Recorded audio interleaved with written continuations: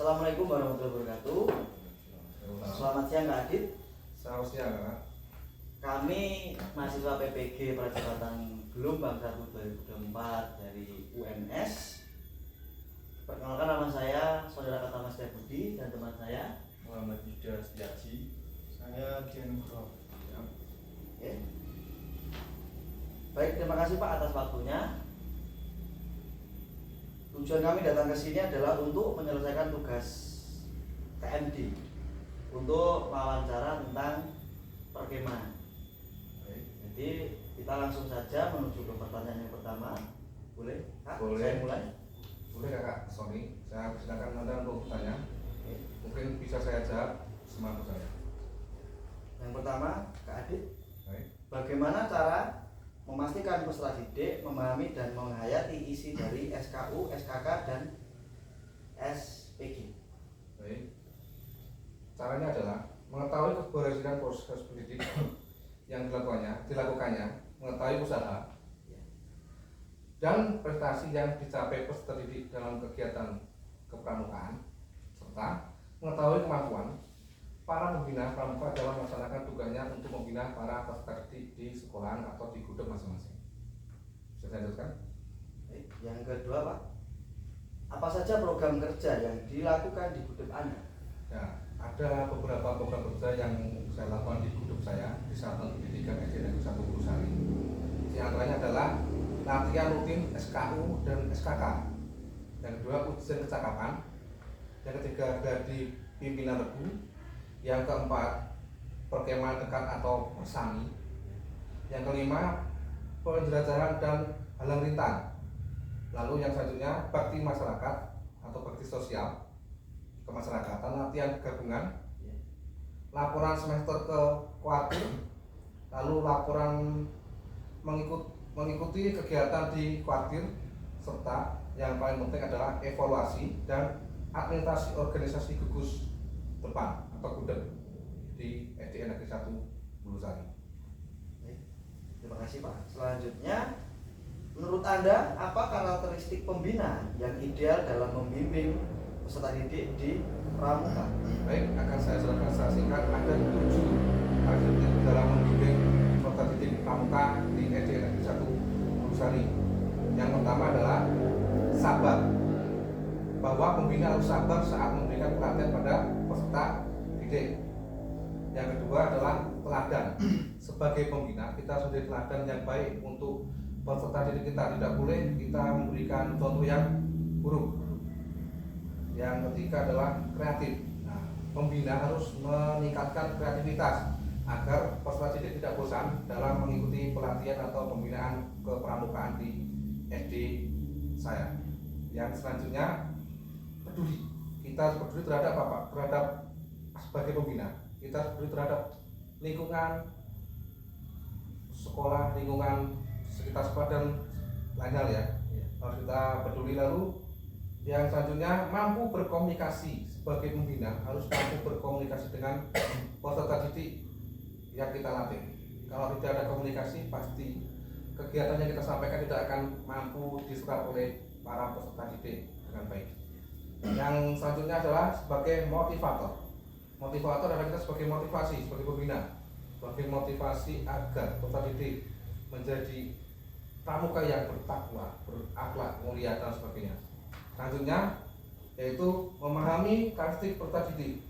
Nah, sebagai pembina kita harus tahu dan mampu memahami karakteristik peserta didik yang kita ajar sekarang. Mungkin kalau kita tidak tahu, tidak akan bisa berjalan lancar apa yang kita ajarkan dalam kegiatan kepramukaan di gugus saya ini. Saja Pak. Baik, terima kasih. Mungkin yang selanjutnya, nomor 4, bagaimana pembina di gudeg Anda menjaga postur yang sesuai dengan prinsip-prinsip kepramukaan? Nah, agar sesuai dengan prinsip-prinsip kepramukaan, ada beberapa hal yang saya lakukan, yaitu untuk peserta didik menjadi peserta yang iman dan takwa terhadap Tuhan Yang Maha Esa. Yang kedua yaitu peduli terhadap lingkungan sekitar. Yang ketiga yaitu peduli terhadap diri pribadi. Kita sebagai peserta didik harus peduli dengan diri sendiri sebelum kita peduli kepada orang lain. Selanjutnya taat kepada kode kehormatan kepramukaan. Yang terakhir dari saya, Baik, silakan. apa saja pelatihan atau pengembangan diri yang dilakukan pembina untuk meningkatkan kompetensi? Yang baru-baru ini saya ikuti sendiri di daerah wilayah Kecamatan Selobimo, yaitu adalah KMD. Yang kedua adalah Karang Pamitran, lalu yang ketiga adalah Gelang Ajar. Mungkin itu saja. Selanjutnya akan diteruskan oleh Baik, silakan kakak. Selanjutnya yaitu apa metode membina yang paling efektif digunakan di gudeg Anda? Salah satunya adalah pengamalan kode kehormatan pramuka, itu yang paling utama, kode kehormatan. Lalu yang kedua, belajar sambil melakukan kegiatan kepramukaan yang telah kita ajarkan. Yang kedua, yang ketiga adalah kegiatan berkelompok, bersama dan berkompetisi. Karena dengan kompetisi kita akan saling bersaing dan menjadi yang terbaik. Yang selanjutnya, kegiatan yang menantang dan menarik. Siswa, terutama anak sekolah dasar, lebih suka tantangan daripada hal-hal yang membosankan.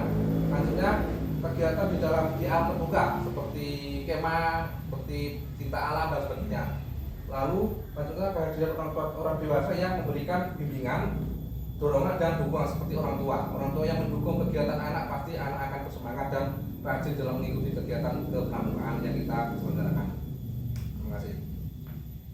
Selanjutnya yaitu apa tantangan utama dalam menerapkan metode membina yang variatif di gudeg Anda? Nah, ini yang menjadi salah satu kendala kita, yaitu dalam tantangan yang saya hadapi dalam mengajar hidup saya. Salah satunya adalah kesadaran diri generasi muda yang masih kurang dalam kegiatan kepramukaan, masih gak mau atau ogah-ogah dalam kegiatan pramuka, takut kotor, takut panas dan sebagainya. Lalu sifat generasi muda yang masih mudah terpengaruh oleh globalisasi atau budaya luar, suka main game atau berkendara kendaraan bermotor. Selanjutnya, sifat generasi muda kadang masih menggantungkan kepada kedua orang tua. Berarti rata-rata untuk anak SD usia siaga itu masih sangat tergantung pada orang tua, masih sangat rewel dan sebagainya. Untuk yang masih ke atasnya masih sama kalau orang SD. Berbeda dengan anak sudah SMA atau SMP, sudah mandiri. Itu menjadi kendala di sekolah saya. Lalu kurang siap generasi muda dalam menghadapi era globalisasi, karena globalisasi itu banyak tantangan, banyak yang harus dihadapi kalau muda atau anak generasi muda. Selanjutnya, kurang adanya kerjasama yang saling bermanfaat demi terciptanya satu tujuan yang sama, demi kesuksesan bersama. Lalu kurang perhitungan dalam mengambil tindakan, masih tergesa-gesa dalam mengambil keputusan. Yang terakhir, kurang adanya dukungan dari pihak-pihak lain demi tercapainya tujuan yang kita inginkan. Terima kasih. Selanjutnya, bagaimana gudeg Anda mendukung pengembangan peserta didik di dunia siaga, penggalang, dan penegak? Nah, kegiatan yang saya lakukan adalah melalui kegiatan kepramukaan. Inilah proses pendidikan karakter melalui kegiatan kerja kelompok dalam regu, ya Mas. Lalu cinta tanah air, kebersamaan, kedisiplinan, kerjasama, saling menghargai, kerukunan, kekeluargaan, kepemimpinan, keberanian, kejujuran, bakti sosial, rasa tanggung jawab, religius, bergaya hidup sehat, disiplin, kerja keras, percaya diri, bersifat logis, kritis, kreatif dan inovatif, mandiri, sadar diri, patuh pada aturan sosial, respek satu dengan yang lain, dan demokratis. Cukup itu saja. Akhirnya bisa kakak. Apa saja kesulitan dalam mengelola administrasi gudeg dan bagaimana cara mengatasinya? Nah, ada banyak kesulitan ya, terutama dalam pengadministrasian kegiatan kepramukaan di gudeg saya. Banyak guru-guru yang kurang mampu atau malas. Nah, sebenarnya itu kurang mampu tapi kurang memperhatikan dalam kegiatan pengadministrasian. Lebih banyak langsung ke lapangan, praktek. Nah, satunya adalah banyak guru yang dipilih oleh KS buat jadi pembina pramuka tapi belum pernah mengikuti KMD, masih banyak karena banyak hal yang harus dilakukan, kesibukan, hanya tidak ikut dalam KMB.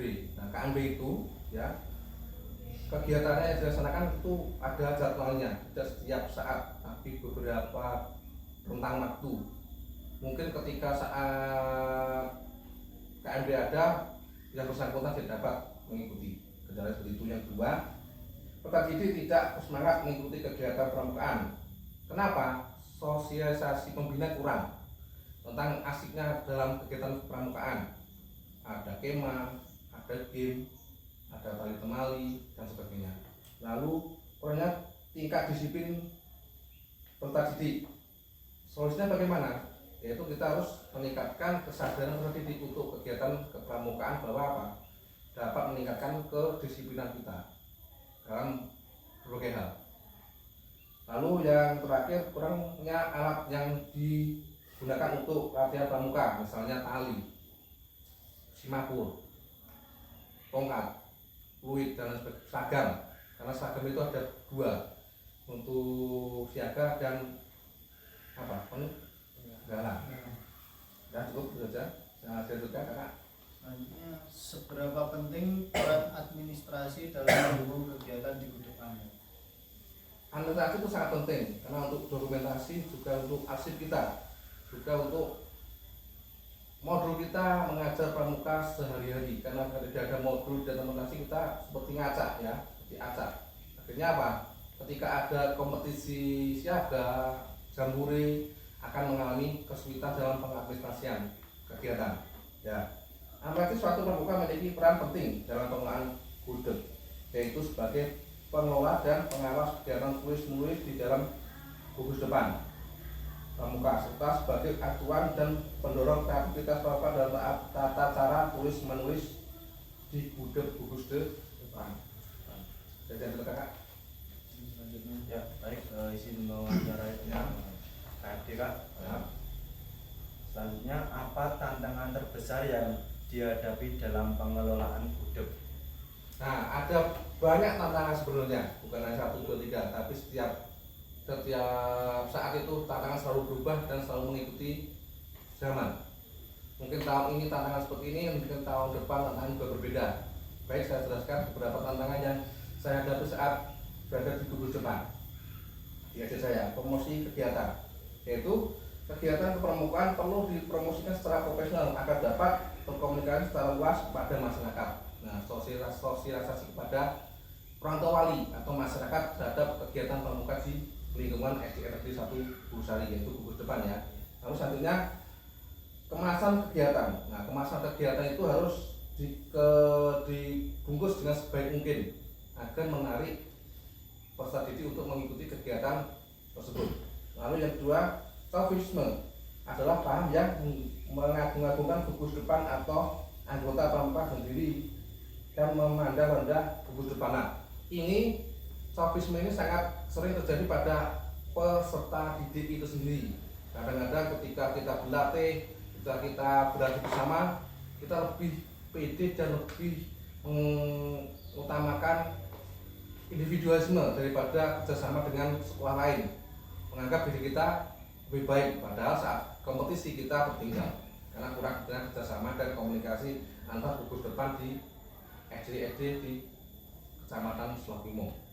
Selanjutnya, pembinaan mental, keagamaan dan sosial. Pembinaan mental, keagamaan dan sosial sangat penting. Karena apa? Untuk membentuk karakter dasar peserta didik.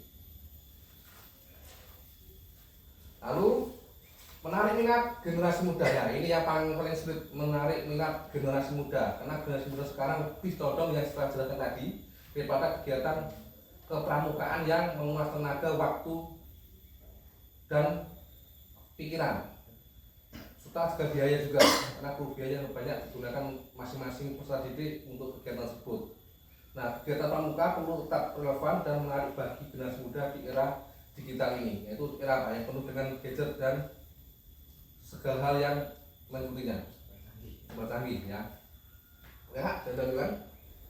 Ya, saya kan bagaimana cara gudeg Anda menangani masalah yang berkaitan dengan pembinaan peserta didik di SGT? Nah, pertanyaannya bagus kakak. Bagaimana cara gudeg Anda menangani masalah yang berkaitan dengan pembinaan apa? Peserta didik di SGT ya. Yang pertama adalah ada beberapa hal ya. ada 5 hal. Yang pertama pengawasan, yang kedua layanan khusus, yang ketiga peningkatan karakter, upaya kolaboratif, dan pendekatan holistik. Saya jelaskan satu-satu dulu. Yang pertama pengawasan. Pengawasan yang dilakukan secara kontinu, berkelanjutan, kondusif, konstruktif, dan bersifat prospektif dan kooperatif dapat membantu perbaikan pelaksanaan kegiatan di sekolah. Lalu selanjutnya layanan khusus. Sekolah dapat menyediakan layanan khusus atau aduan untuk kegiatan pramuka tersebut. Apa kurangnya, apa lebihnya bisa ditulis atau disalurkan dalam layanan khusus. Lalu peningkatan karakter. Nah, sekolah sangat penting dapat meningkatkan pembentukan karakter profil pelajar Pancasila atau P5. Selanjutnya upaya kolaboratif. Sekolah dapat melakukan upaya kolaboratif dengan guru dan orang tua, juga bisa dengan sekolah yang lain. Lalu yang terakhir pendekatan holistik. Sekolah dapat memandang siswa yang menghadapi masalah karakter sebagai bagian dari perjalanan pembelajaran yang holistik. Nah, kita memahami karakter masing-masing siswa tersebut. Baik, bisa dilanjutkan Kakak. Baik, saya lanjutkan. Bagaimana cara Gudep Anda menarik minat peserta didik untuk aktif dalam kegiatan pramuka? Baik, bagaimana cara kita menarik peserta didik dalam kegiatan pramuka di Gudep saya, yaitu Gudep SD Negeri 1 Burusari, Kecamatan Sukimo. Ada beberapa cara sebenarnya, tapi saya jelaskan secara singkat ya, Pak. Membuat permainan yang inovatif dan kreatif. Tujuannya apa? Untuk menarik perhatian peserta didik, terutama peserta didik di usia yang masih kecil, kelas kecil, kelas 1, kelas 2, dan kelas 3. Lalu interaksi sosial dengan media dan teknologi itu biasanya segala usia, dari kelas 1 sampai kelas 6. Ini menggunakan apa? LCD atau handphone atau aplikasi yang berada di gadgetnya masing-masing bisa. Lalu hingga biar berkompetisi kreativitas lewat blog dan media sosial. Nah, ini agak tinggi nih ya, berarti kan bisa dilakukan untuk anak yang masih kelas atas yang sudah paham dengan dunia digital ya. Bisa dilakukan ya. Bagaimana strategi pembina dalam membangun kerjasama dengan orang tua dan komunitas kita? ya, cara kerjasama sekolah pembina dengan masyarakat sekitar. Di antaranya adalah satu, mengadakan pertemuan dan sekaligus membuat komitmen bersama untuk kemajuan kegiatan kepramukaan di tubuh depan kita. Lalu yang kedua, mengadakan surat menyurat antar orang tua dan guru. Sekarang kalau surat menyurat sudah tidak usum, sudah ada kan mungkin dari grup WA atau grup yang lain, WhatsApp, WA atau Instagram bisa sebagainya. Lalu ada daftar nilai rapor. Nah, setiap kegiatan pasti ada penilaian masing-masing kegiatan, misalnya kegiatan lift temali, kegiatan semapur, itu ada rapornya dan ada laporan pada orang tua masing-masing agar kita ada koreksi saling satu dan yang lainnya. Selanjutnya kunjungan guru ke rumah siswa atau sebaliknya. Nah, ini perlu, bukan hanya siswa saja yang datang ke sekolah, tapi guru mengetahui keadaan atau kondisi siswa peserta kegiatan pramuka di tubuh depan kita. Baik, saya lanjutkan pertanyaan yang terakhir. Bagaimana struktur organisasi di Gudep? Nah, struktur organisasi di Gudep biasanya mengacu pada struktur organisasi di tingkat satuan pramuka yang meliputi tingkat gugus depan di sekolah atau komunitas. Berikut adalah contoh struktur organisasi Gudep.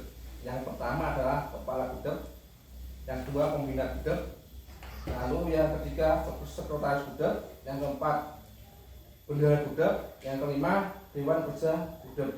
Lalu selanjutnya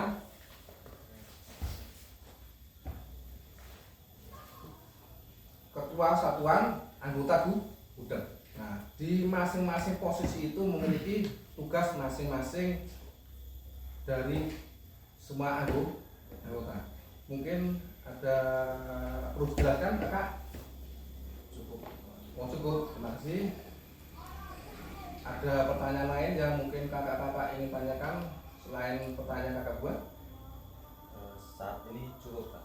Alhamdulillah Pak Sugeng. Bisa Kakak Ketua atau Sony, Pak Sony bisa melanjutkan untuk selanjutnya. Mungkin cukup Kak dari kami. Jadi kami ya mengucapkan terima kasih banyak atas waktunya Kakak mau saya wawancara dengan teman-teman saya. Dan kurang lebihnya saya mohon maaf. Wassalamualaikum warahmatullahi wabarakatuh. Terima terima kasih atas kunjungannya. Semoga sukses untuk kegiatannya. Salam Pramuka. Salam.